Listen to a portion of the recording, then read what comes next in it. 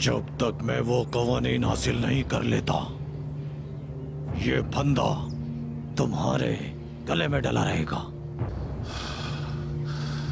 सौदा हो गया। अगर तो सच हुई ये बात, तो हम दोनों की जीत होगी।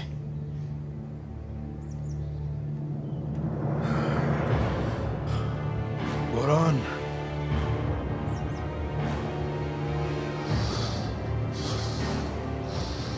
कवानीन लेकर आओ। चेरकुताई, नौकरों को लेकर जाओ और पुरान के साथ वो कवानीन लेकर आओ।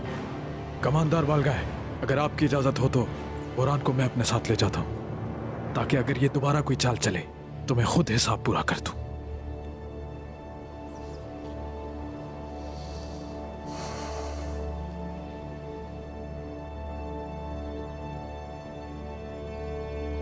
जाओ।